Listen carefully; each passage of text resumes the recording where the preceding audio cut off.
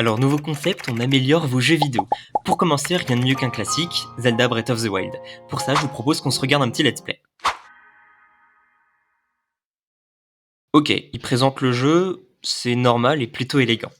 On pourrait peut-être avoir un menu comme ça pour commencer le jeu. Même si là, c'est vrai que ça commence à devenir un petit peu long. Oui, bon, ok, on a compris. Ah, il se passe enfin quelque chose. Ok, une lumière blanche, c'est un Zelda. Bon, ok, première remarque, les intros, c'est trop long et trop chiant. Et c'est récurrent dans les Zelda, donc c'est simple. Dans Village, pas d'intro. Le lore sera directement dans le jeu ou dans un tuto. Alors on parle, mais c'est vraiment long. Ok, je vais enfin pouvoir jouer.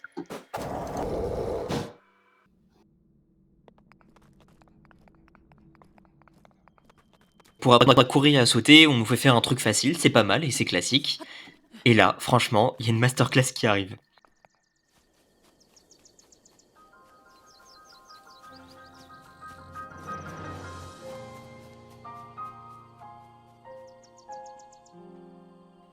Donc dans Village, ce serait bien de mettre des petites cinématiques qui seraient vraiment stylées. Même si c'est en multi, ça me paraît un peu compliqué à mettre, mais on pourrait y arriver.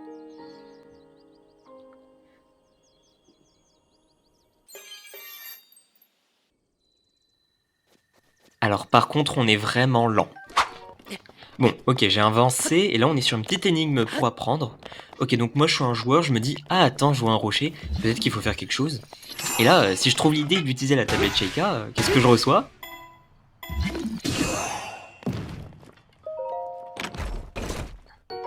Ok, le jeu récompense très mal. Là aussi, il vaut mieux mettre moins d'énigmes. De toute façon, Village, c'est pas tellement un jeu d'énigmes. Mais en tout cas, on doit limiter les prises d'initiative pour pouvoir récompenser dignement les joueurs. Ah, et aussi, on a tellement d'armes qu'on s'y perd un peu. Genre, c'est quoi la différence entre cet arc et cet arc? C'est vraiment utile? Genre, dans Village, on mettra une arme égale une fonctionnalité. Genre, une épée, c'est une épée. Et si on veut modifier quelques stats, bah, on pourrait mettre des petites couleurs. Genre, le rouge, ce serait que ça fait vraiment des dégâts. Le vert, on est plus rapide, des trucs comme ça. Alors moi j'arrive face à ça, j'ai peur, surtout que j'ai 3 points de vie, et au final je peux le buter comme ça. Ouais, si le joueur est dans la merde, il doit être dans la merde. Qu'il ait plein de points de vie ou pas, limite je veux l'inciter à essayer de survivre. Donc pour ça, je pense que les joueurs gagneront automatiquement de la vie avec le temps s'ils sont face à un monstre. Mais bon, je ferai une vidéo là-dessus pour tout vous expliquer. Ok, là il y a une musique épique, on va affronter un boss. C'est une blague. Ok, donc bien coder son jeu, c'est important aussi. Ça c'est du technique, mais en gros, il faut juste charger un boss au cas où un joueur arriverait, dès qu'on est dans la zone. Quitte limite à avoir un petit lag autour. Allez, on retourne à notre lenteur. Ah, et j'ai oublié de parler de ça. En fait, le jeu est en train de charger toutes les ressources à afficher. Mais dans Village, on est plus malin que ça. On a des textures qui sont tout le temps chargées, comme le joueur, et s'il y a une texture qu'on a besoin d'afficher, on la charge pendant la partie. Au pire, si elle a pas eu le temps de s'afficher, on affiche un peu à basse résolution temporairement, histoire de pas avoir ça, quoi. Ah, les épées qui se brisent. Non merci. Ok, s'il fallait résumer un petit peu tout ce qu'on a vu. Pas d'intro, le lore doit être dans le jeu. Des trucs qui peuvent être faits facilement pour apprendre.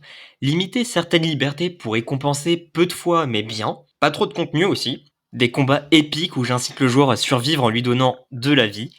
Et bien coder le jeu aussi, et bien sûr les armes qui se cassent pas. Voilà, donc c'est tout pour ce nouveau concept. S'il te plaît, n'hésite pas à liker et à commenter pour que je le sache. Et bien sûr, abonne-toi.